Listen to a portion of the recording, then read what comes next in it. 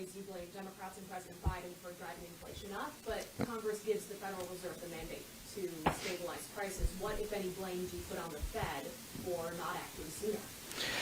Well, I'll speak for myself. I have been a persistent critic of the Fed. I think they took way too long to acknowledge the problem with inflation, to change course. But as Randy Quarles, a former Fed governor, recently pointed out, President Biden contributed to this problem also. He delayed the decision as to who would be the next chairman way past any previous president making this decision in terms of the governor's cycle, and kind of had the effect of probably freezing the Fed board to some degree. That was completely unnecessary. But by far the biggest factor is just the massive overspending. I don't know of a case where a government can engage in the kind of wild, excessive, unnecessary spending and not have inflation emerge as a problem. Can I say something? Yeah, I'm going to jump in on this too. Sure. Sorry. Just the Fed dual mandate, as you know from Congress, is price stability and unemployment rate. That's their mandate. It's one of the most powerful institutions in the whole world. That's their mandate. That's their job. One of the other elements that the Federal Reserve has now been taking up as a mandate is climate change. And in my view, it's a backdoor way to choke off capital to the energy sector. So the Fed, by taking this on, you saw one of these nominees from the president who's seems like her primary focus was going to be on choking off capital to the energy sector, not price stability or unemployment. She, fortunately, in my view, was not confirmed by the U.S. Senate. But when the Fed and its Republican and Democrat nominees are now taking on this broader mandate, A, it's not their statutory mandate, but B, it goes to this energy issue that we're all talking about. It goes to the same problem. Other agencies who don't have a mandate, Comptroller of the Currency is another example, who all of a sudden think their mandate is to choke off capital to the American energy sector. It's not their mandate. And the Federal Reserve, that's part of their problem. And I think it's also contributing to inflation as it relates to energy prices. Yes, the Federal Reserve waited too late. But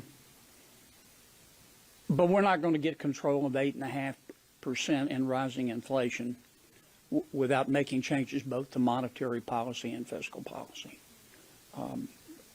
I think the Federal Reserve now understands the mistake it made. It's scaling back quantitative easing, and clearly they're raising interest rates. But you know what?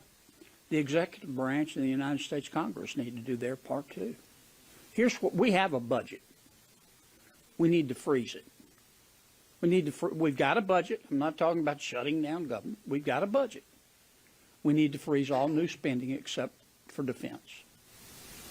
And if you poll the members of the United States Congress, they'll say, "That's a great idea. Great idea."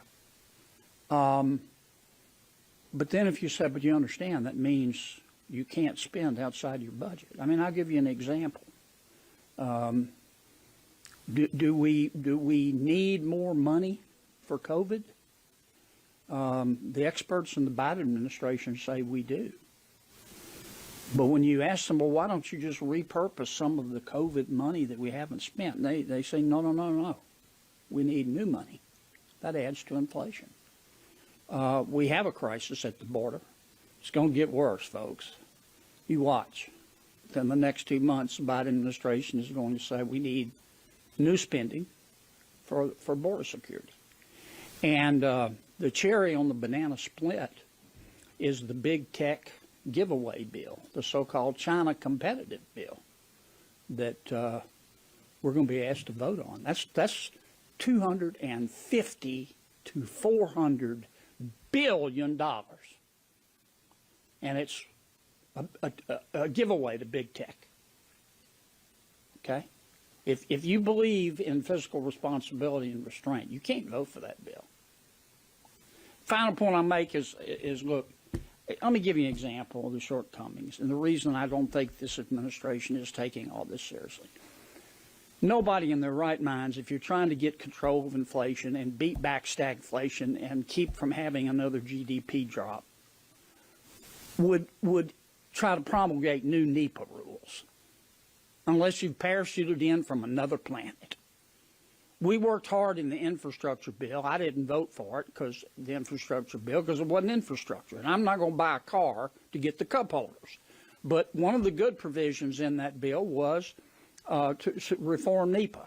Now the Biden administration is turning that totally upside down. That's going to add extraordinary costs and burdens to business women and businessmen across America. I spoke too long. I'm sorry. I'm done. That's all right. That's all I have to say. Yeah, so